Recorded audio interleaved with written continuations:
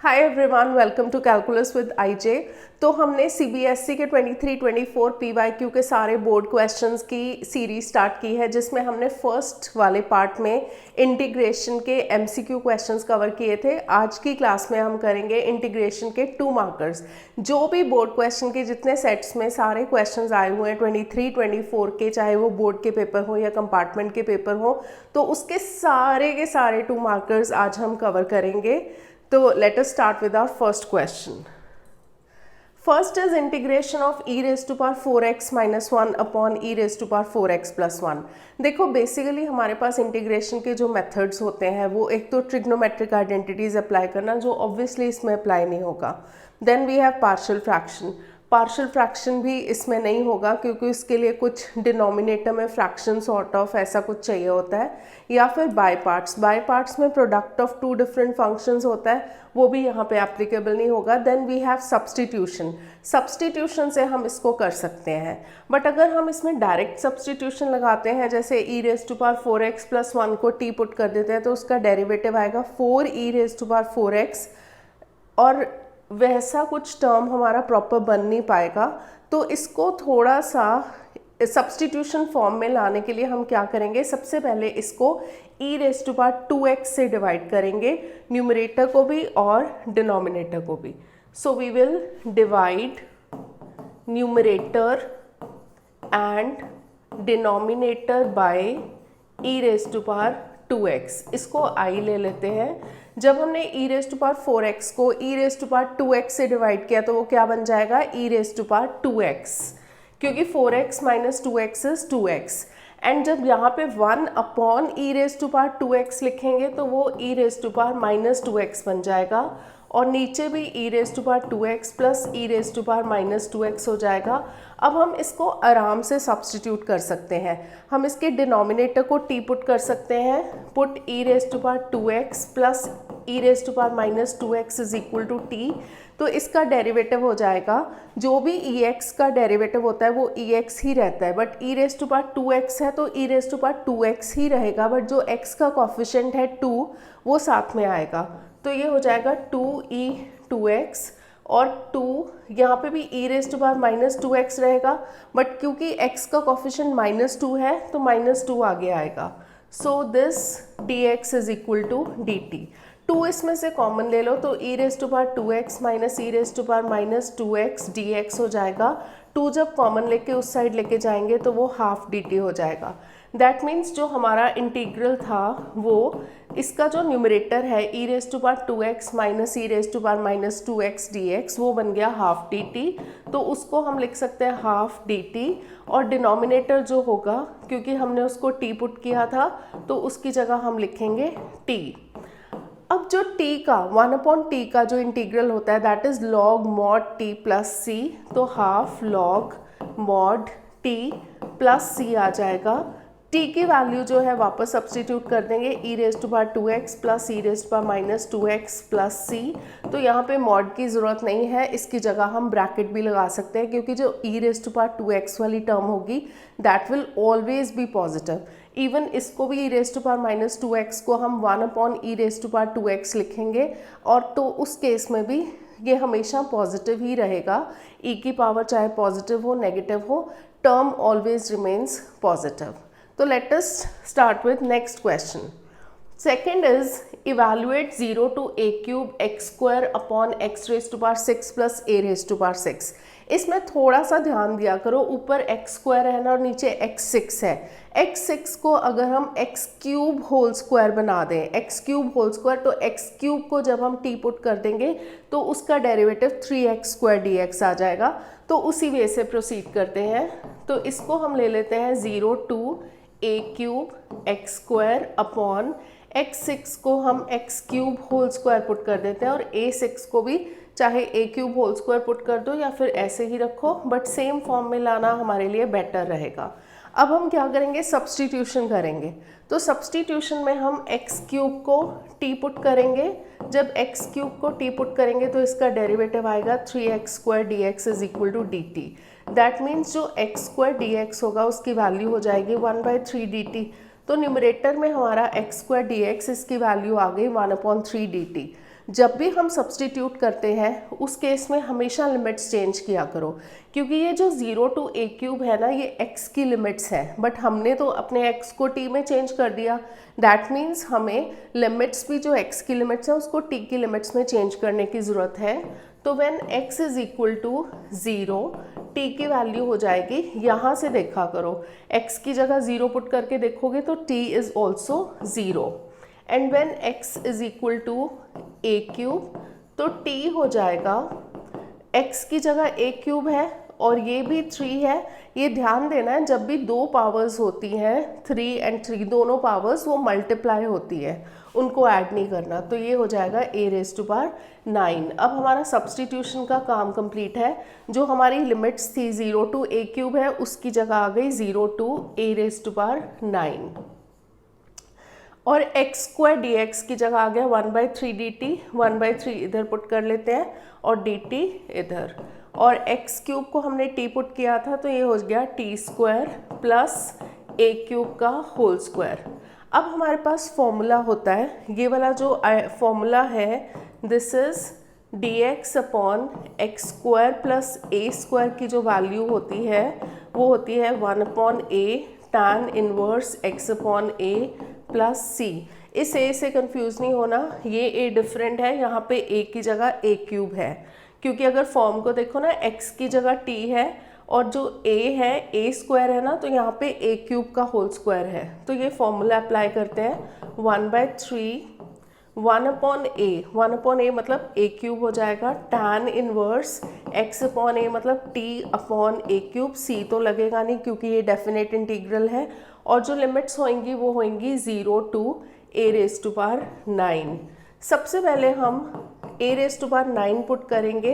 1/a cube को हम बाहर ले लेते हैं, यहाँ पे a क्यूब लिख देते हैं, क्योंकि 1/a क्यूब पे तो लिमिट लगेगी नहीं, तो 1/3 इंटू a क्यूब।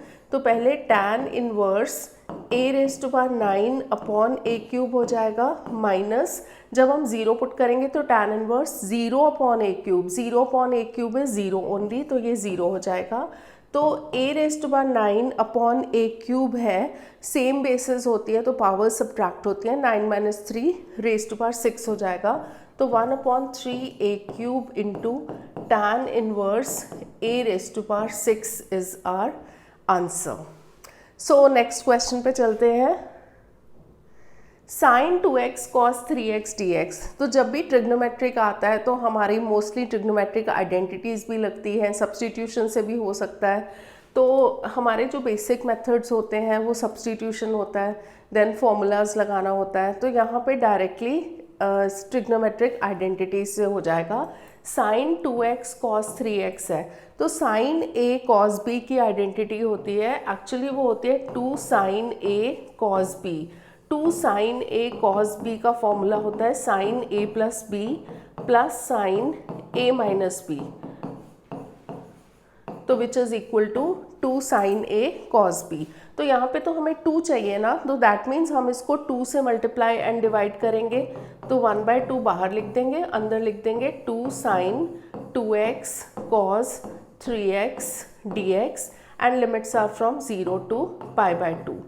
जब हम इसमें 2 sin a cos b लगाएंगे तो 2 sin a cos b, तो a की जगह है 2x, b की जगह है 3x, so this become sin a plus b sin 2x plus 3x plus sin a minus b, that means sin 2x minus 3x and limits are from 0 to नहीं, actually हमने integrate नहीं किया, हमने अभी सिर्फ फॉर्मूला ही put किया है, तो ये इंटीग्रेशन अभी करना है हमें। सो दिस बिकम्स 0 to π/2। अब देखो ये जो sin 2x प्लस 3x है, that become sin 5x। sin 2x minus 3x है sine of minus x। Sine of minus x जो होता है that is equal to minus sine x। Minus sine x होगा क्योंकि sine is odd function, odd function के लिए sine of minus x is equal to minus sine x होगा। तो ये हो जाएगा half integral sine 5x minus sine x, इन दोनों का हमें इंटीग्रल लेना है 0 to π/2। अब साइन 5x का इंटीग्रल क्या होगा, साइन का इंटीग्रल होता है माइनस कॉस एक्स, क्योंकि यहाँ पे कॉस तो आएगा, माइनस कॉस एक्स तो आएगा, बट 5x जो है इसका एंगल 5x है, x का कोफिशिएंट 5 है, तो वो 5 डिनोमिनेटर में आएगा. So this becomes 1/2 minus cos 5x upon 5 and sine x का फिर से minus cos x, there is already one negative sign, तो प्लस कॉस एक्स हो जाएगा. तो प्लस कॉस एक्स, और ये जो लिमिट्स होंगी दे आर फ्रॉम 0 to π/2. तो अब हम इसमें लिमिट्स पुट करेंगे. हाफ कॉस माइनस कॉस, इसको 1/5 लिख लेते हैं. 5x मतलब 5 π/2. पहले हम अपर लिमिट पुट करते हैं, देन प्लस कॉस π/2, फिर माइनस साइन. ये हाफ ना ध्यान रखना है, ये जो हाफ है क्योंकि ये दोनों के साथ है तो इसको बाहर इसके साथ दोबारा लिख लेते हैं. Minus 1/5 cos 0, 0x is 0 plus cos 0. अब कॉस 5 π/2 की वैल्यू क्या होगी, कॉस 5 π/2 इज कॉस 2π प्लस π/2. तो cos 2π प्लस π/2, 2π जो होता है 360 होता है, cos 360 प्लस थीटा जो है वो फर्स्ट क्वाड्रेंट में चला जाएगा तो वहाँ पे पॉजिटिव होगा, और जो 2π वाला cos होता है ना, cos 2π प्लस थीटा, वो cos थीटा ही रहता है. तो ये हो जाएगा cos π/2. तो इसकी वैल्यू होगी 0. तो हाफ, ये क्योंकि वैल्यू 0 आ गई और cos π/2 भी 0 होता है, माइनस हाफ, यहाँ पे माइनस 1/5 cos 0 इज़ 1, और यहाँ पे भी 1 होगा. फर्स्ट वाली ब्रैकेट तो पूरी 0 हो गई. अब ये आ गया माइनस हाफ, और इस ब्रैकेट के अंदर माइनस 1/5 प्लस 1 आया, तो माइनस 1/5 प्लस 1 है. जब हम इसमें एलसीएम लेंगे तो 4/5 आएगा, तो 4/5, ये 2 एंड 4 कैंसिल हो जाएगा, तो आंसर इज -2/5. अब हम चलते हैं नेक्स्ट क्वेश्चन पे. गिवन है derivative of fx is equal to 1/रूट के अंदर 2x minus x square, and f1 की वैल्यू हमें 0 गिवन है. हमें fx की वैल्यू निकालनी है. fx की वैल्यू निकालने के लिए हमें यहाँ से d/dx हटाना पड़ेगा. तो डेरिवेटिव ऑफ fx, तो इसके लिए हम क्या करेंगे, इन दोनों साइड्स का ना इंटीग्रल ले लेंगे, इसका इंटीग्रल और इसका इंटीग्रल. तो इसका इंटीग्रल क्यों लेंगे, क्योंकि इंटीग्रल जो होता है वो एंटी डेरिवेटिव होता है, तो उससे डेरिवेटिव हट जाएगा. तो यहाँ पे इंटीग्रल लेने से ये आ जाएगा fx, और यहाँ पे आ जाएगा इसका integral dx upon root 2x minus x square. तो इसको हम कंप्लीटिंग स्क्वायर से करेंगे. देखो x स्क्वायर है और 2x है, तो x माइनस 2 का होल स्क्वायर जैसे 2x माइनस एक्स स्क्वायर है. इसको कंप्लीटिंग स्क्वायर से करने के लिए हमें इसको होल स्क्वायर बनाना पड़ेगा. होल स्क्वायर बनाने के लिए क्या किया करो, जो भी x का कोफिशिएंट होता है, x का कोफिशिएंट है 2, तो उसको हाफ कर दिया करो, हाफ इंटू x का कोफिशिएंट. साइन लेने की ज़रूरत नहीं है, सिर्फ कोफिशिएंट लो और उसको हाफ से मल्टीप्लाई कर दो, वो 1 आएगा. तो 1 का स्क्वायर कर दो. 1 खैर इसमें 1 आ रहा है तो 1 का स्क्वायर इज़ 1, बट 1 की जगह कुछ और आता तो हम उसका स्क्वायर करते. तो 1 जो है ना, जो भी ये टर्म आई उसको ऐड एंड सब्ट्रैक्ट कर दो, तो +1 -1. अब हम इसमें क्या करेंगे, 2x माइनस एक्स स्क्वायर -1 +1. इस पार्ट में से ना माइनस अगर हम कॉमन लेंगे तो एक्स स्क्वायर माइनस 2x +1 हो जाएगा, और यहाँ पे +1. तो इसमें से माइनस लिया ना तो माइनस ये बाहर आ गया, ये भी +1 हो गया, ये -2x. अब ये a minus b whole square बन गया, a square plus b square minus 2ab, तो ये x माइनस 1 का होल स्क्वायर है प्लस 1 स्क्वायर. तो हमारा ये जो 2x माइनस एक्स स्क्वायर है ना, इस फॉर्म में कन्वर्ट हो गया. तो इसका माइनस बाहर नहीं लेना क्योंकि रूट से बाहर नहीं हो सकता माइनस, तो इसको हम इस फॉर्म में लिखेंगे 1 स्क्वायर माइनस एक्स माइनस 1 का होल स्क्वायर. अब यहाँ पे कौन सा फॉर्मूला लगेगा, यहाँ पे जो dx upon root a square minus x square होता है, that is equal to sine inverse x upon a plus c. ये फॉर्मूला होता है sine inverse x upon a. x की जगह क्या है, x की जगह है x माइनस 1, a की जगह क्या है, a की जगह है 1. तो तो डायरेक्टली फॉर्मूला लगा देंगे। अगर ऐसा x की जगह x minus one x plus one हो, वो डायरेक्टली हम यूज़ कर सकते हैं। तो अगर 2x प्लस वन होता तो फिर भी 2x प्लस वन लगा सकते थे, बट फिर x का कॉफिशिएंट 2 डिनोमिनेटर में आएगा। तो हमारा जो इंटीग्रल बन गया ये बेसिकली fx था। तो fx की वैल्यू आ गई sign inverse x minus one upon one, तो लिखने की ज़रूरत नहीं है, प्लस c। अब ये जो वैल्यू हमें गिवन है ना f1 इज इक्वल टू 0, ये किस लिए गिवन है? ताकि हम c की वैल्यू निकाल सकें। तो यहाँ पे f1 इज इक्वल टू 0, मतलब x जो है x की जगह 1 पुट करेंगे, put x is equal to 1, तो f1 आ जाएगा। और यहाँ पे sine inverse 1 minus one is 0 plus c। f1 की वैल्यू 0 है, साइन इनवर्स 0 इज ऑल्सो 0, तो c की वैल्यू 0 आ गई।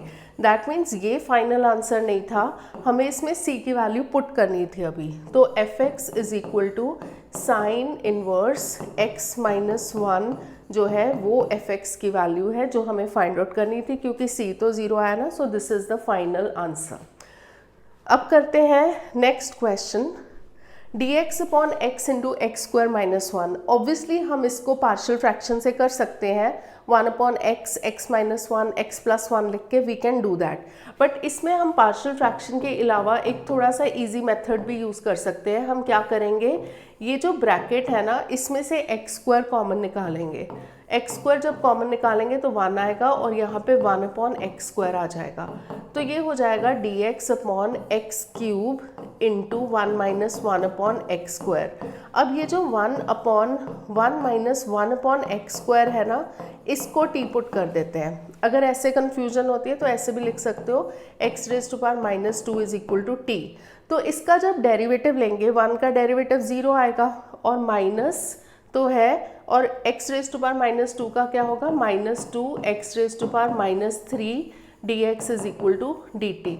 माइनस माइनस प्लस हो गया और x raise to power minus three को हम 1 अपॉन एक्स क्यूब लिख सकते हैं। तो ये हो जाएगा 2 upon x cube d x is equal to d T.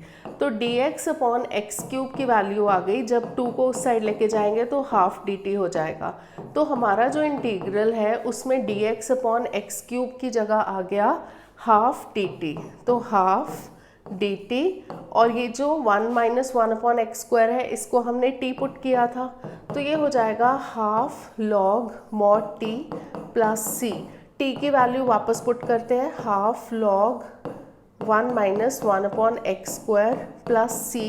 जब हम इसमें एलसीएम लेंगे तो ये आएगा half log x square minus one upon x square, क्योंकि एक्स स्क्वायर वाली टर्म भी पॉजिटिव होएगी, ऊपर भी पॉजिटिव होगा नीचे पॉजिटिव, तो हमें मॉड लगाने की ज़रूरत नहीं। तो ये हमारा आंसर है। ऑब्वियसली अगर हम पार्शियल फ्रैक्शन से करेंगे तो भी सेम आंसर आएगा, बट पार्शियल फ्रैक्शन से थोड़ा सा लंबा हो जाएगा। But we can use any of the two methods. अब नेक्स्ट क्वेश्चन है, limits are minus half to half cos x log 1 minus x upon 1 plus x d x. तो जिसने भी MCQ वाला इसका वीडियो देखा है तो उसको तो बिल्कुल पता होगा कि सिमेट्रिक लिमिट्स हैं।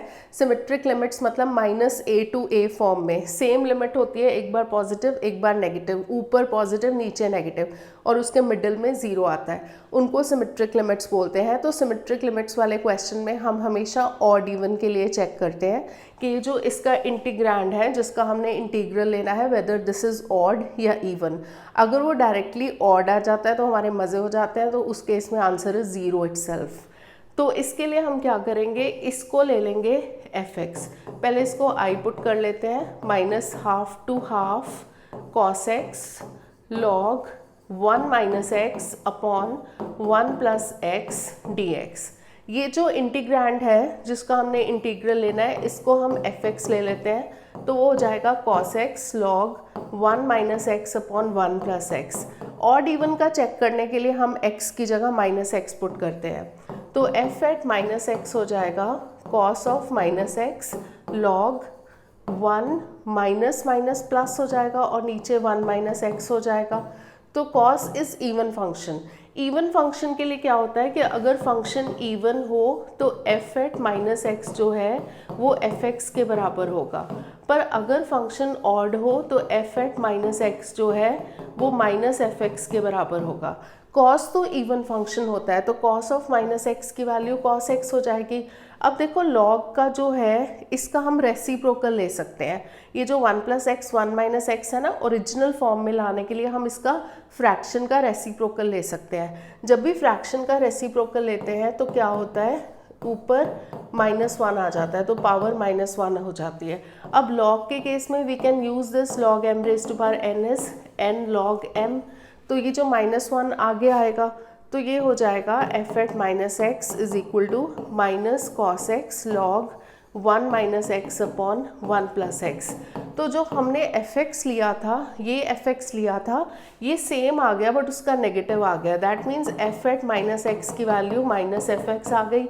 जब ये -fx होती है तो क्या होता है, फंक्शन इज ऑड, तो fx इज ऑड। अगर fx ऑड होगा सिमेट्रिक लिमिट्स के केस में तो हमारा इंटीग्रल क्या होगा, 0।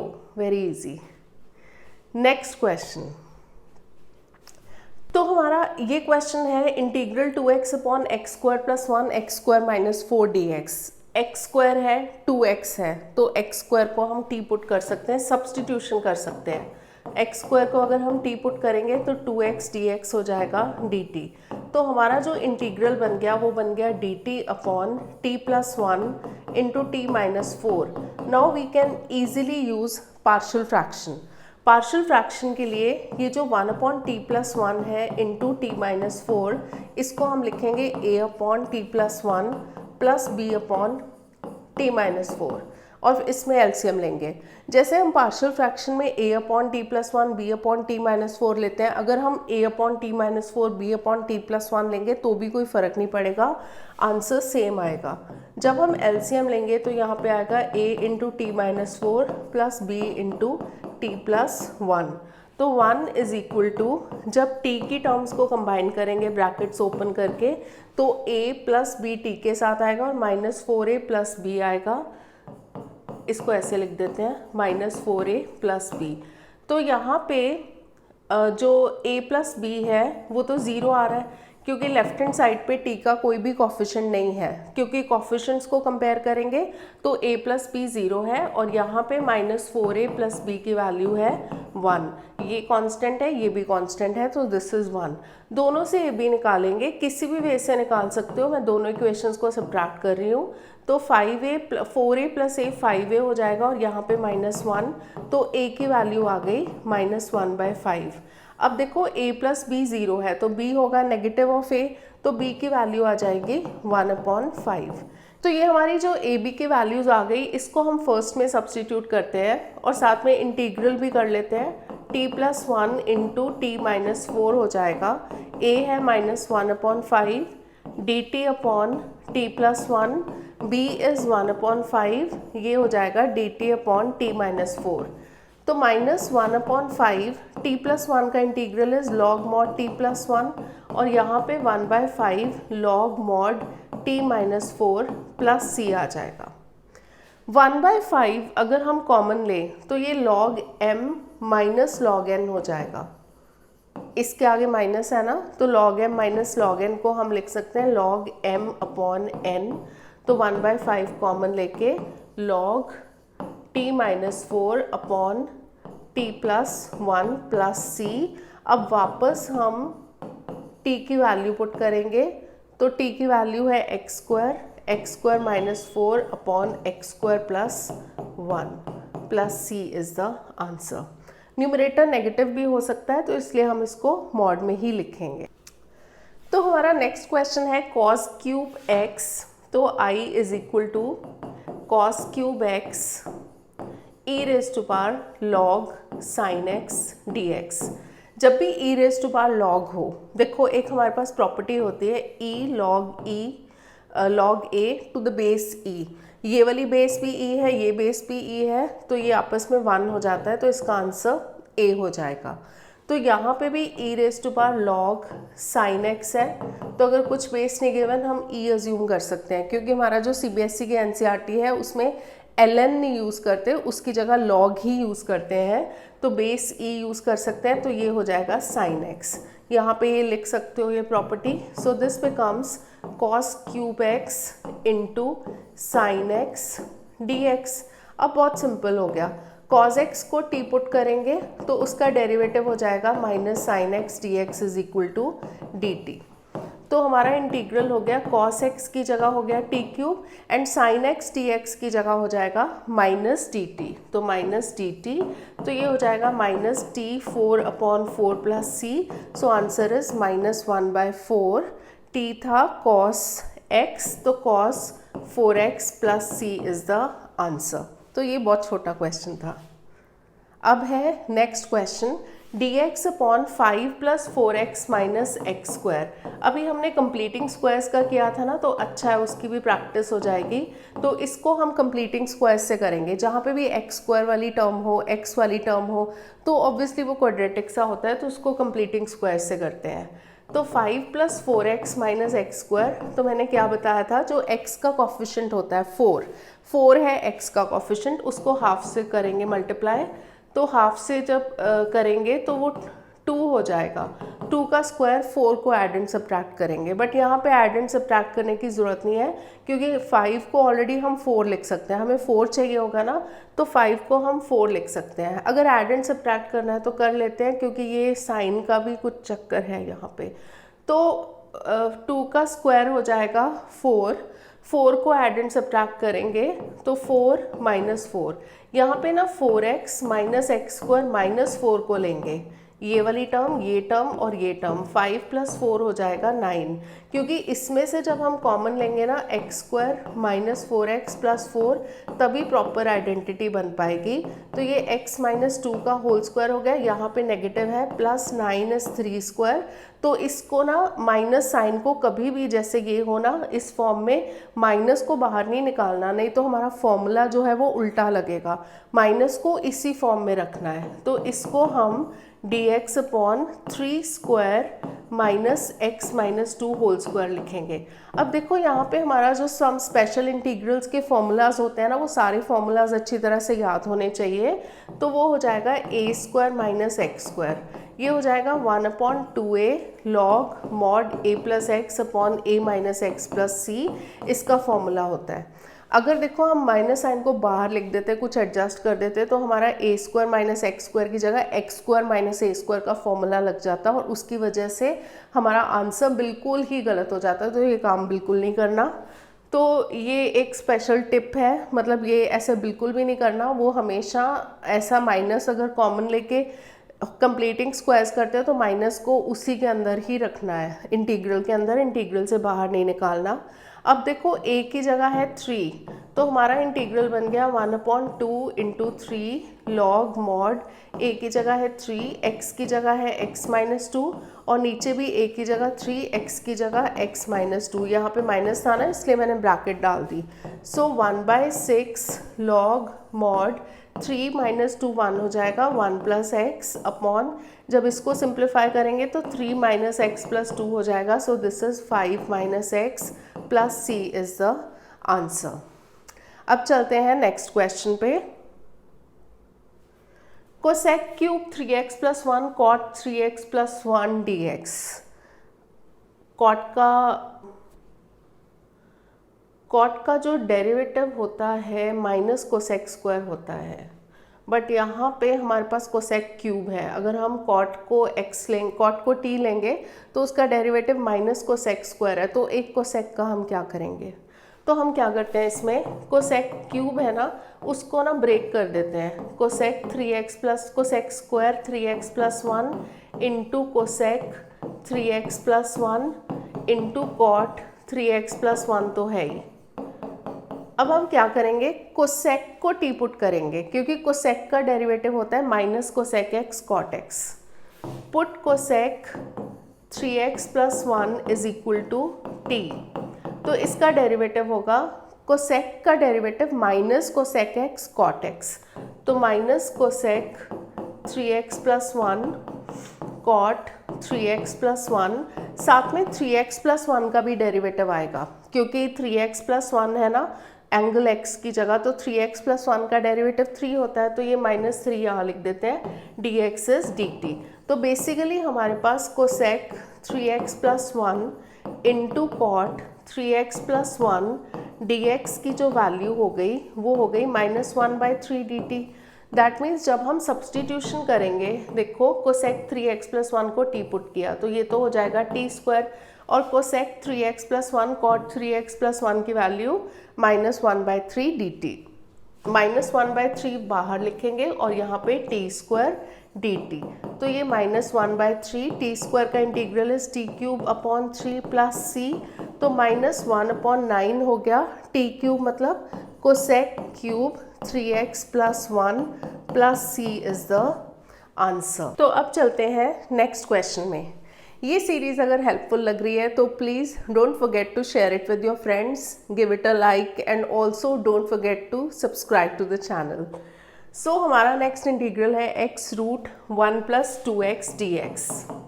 अब देखो, है तो सब्सटीट्यूशन का क्वेश्चन, क्योंकि बाय पार्ट्स नहीं है, पार्शियल फ्रैक्शन नहीं है, ट्रिगो तो है ही नहीं, तो सब्सटीट्यूशन का क्वेश्चन है।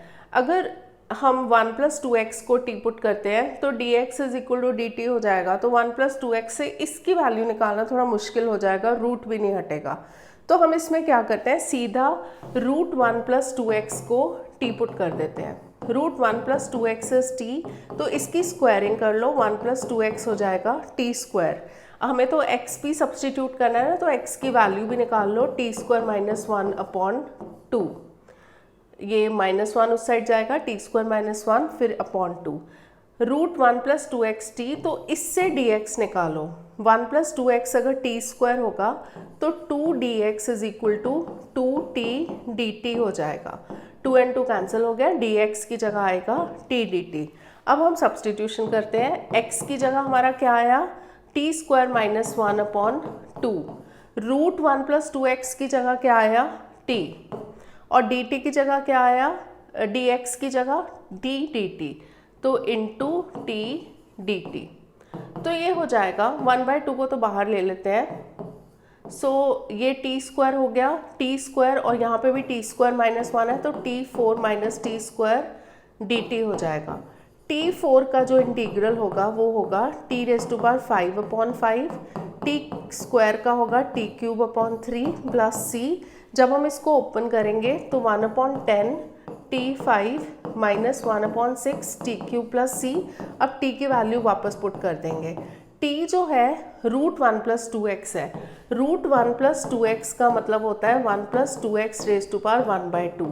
अब देखो ये (5) था ना, (1/2) और अनदर 5, तो 5/2 हो जाएगा। So this is 1 + 2x (5/2) -1/6 × 1 + 2x (3/2) + c is the answer.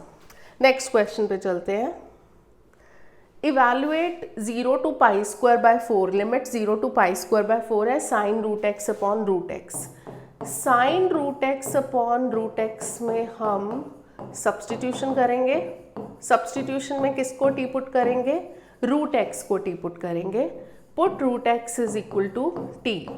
√x का डेरिवेटिव ना डायरेक्टली याद रखो ताकि सोचना ही ना पड़े। वैसे x⁻½ होगा ना, तो जब डेरिवेटिव लेंगे 12x⁻½ - 1 आ जाएगा, तो 12x⁻⁻½ तो 1/2 √x।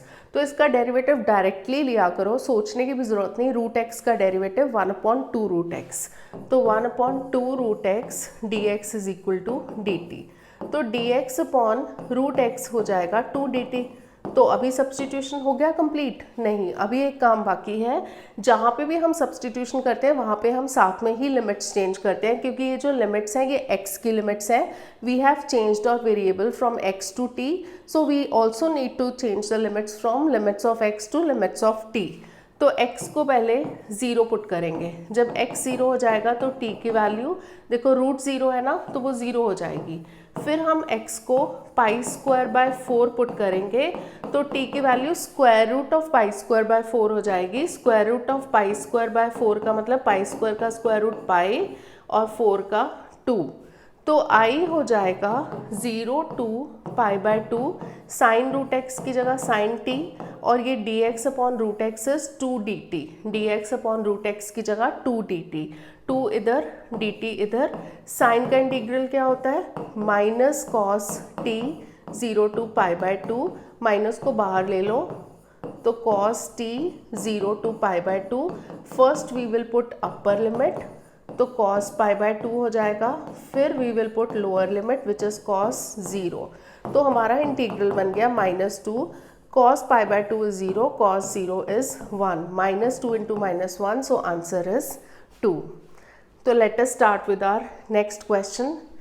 X cube minus 1 upon x cube minus x, जो क्यूब है ना, क्यूब से कुछ a cube minus b cube formula पता चल रहा है, तो ऊपर एक्स क्यूब माइनस 1 है, x cube minus y cube का फॉर्मूला लगाएंगे which is x minus y x square plus x y plus y square, पर हमारे पास तो y की जगह 1 है ना, तो ये हो जाएगा x minus 1 x square plus x plus 1 का स्क्वायर विच इज़ 1, और नीचे जो डिनोमिनेटर है एक्स क्यूब माइनस एक्स, इसको हम x कॉमन ले सकते हैं, एक्स स्क्वायर माइनस 1 आएगा, एक्स स्क्वायर माइनस 1 की आइडेंटिटी लगाएंगे x माइनस 1 एक्स प्लस 1।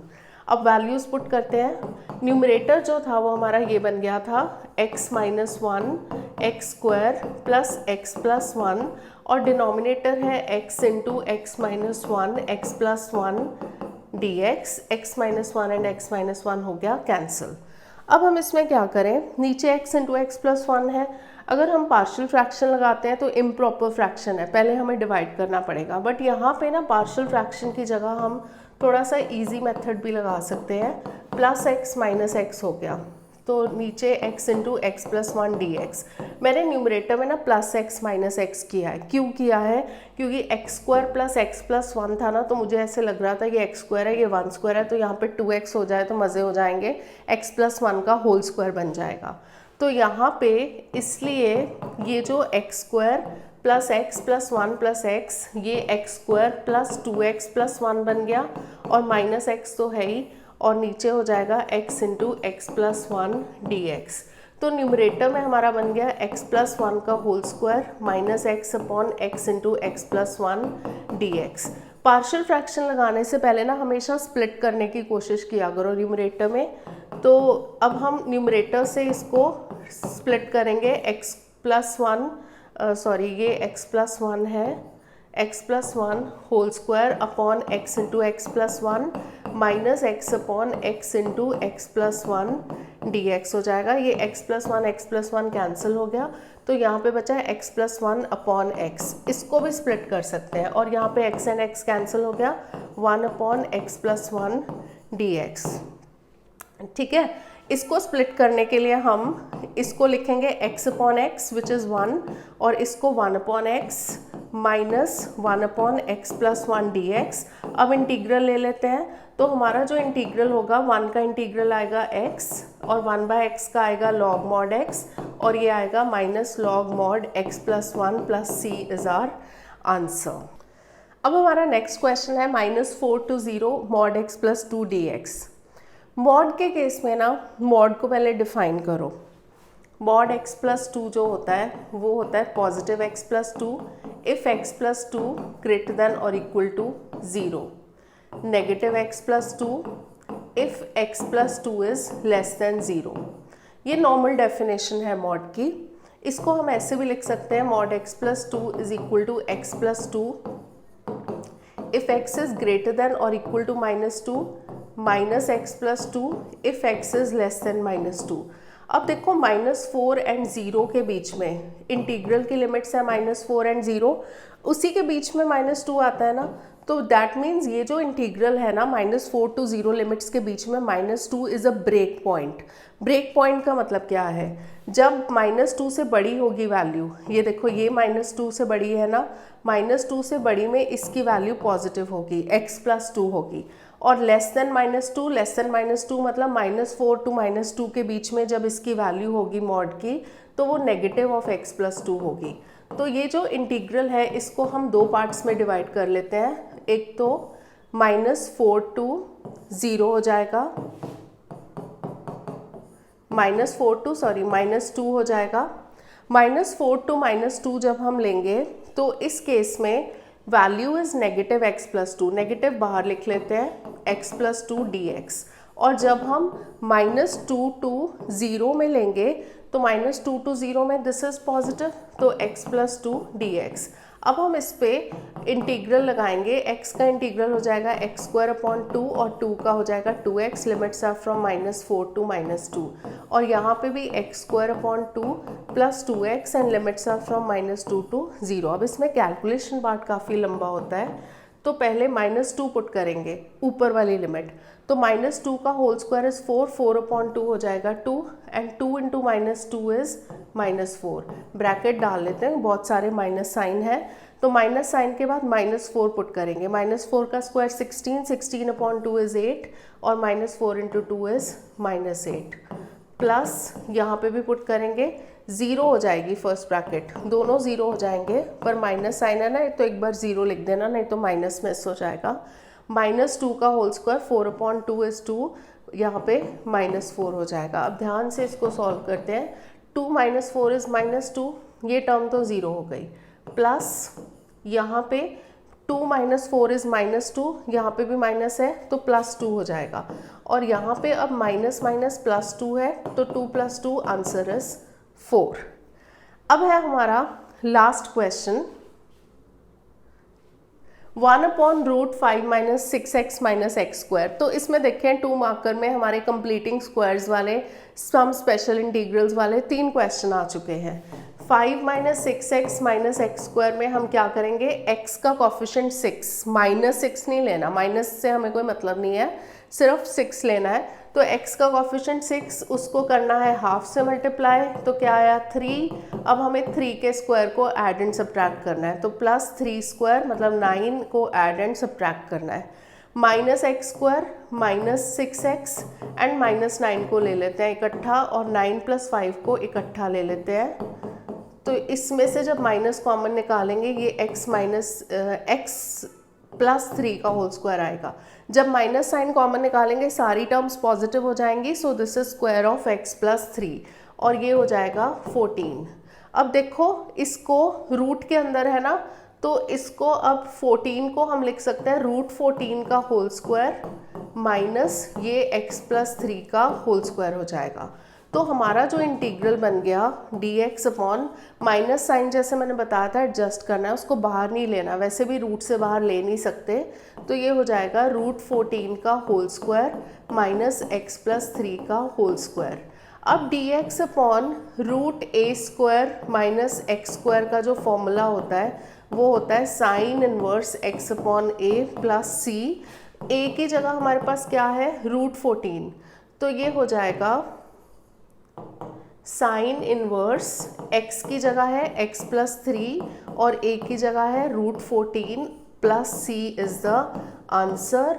तो ये हमारे सारे 2 मार्कर्स कंप्लीट हो गए जो इंटीग्रेशन के CBSE बोर्ड्स 23-24 में CBSE ने दिए थे, सारे के सारे 2 मार्कर्स हमने कवर किए हैं। इसके नेक्स्ट वीडियो में हम 3 मार्कर्स कवर करेंगे, उसके बाद हमारे 5 मार्कर्स एंड केस स्टडीज़ हैं। तो keep on following the series, please like, give it a like and share it with your friends, and don't forget to subscribe to the channel. Thank you for watching.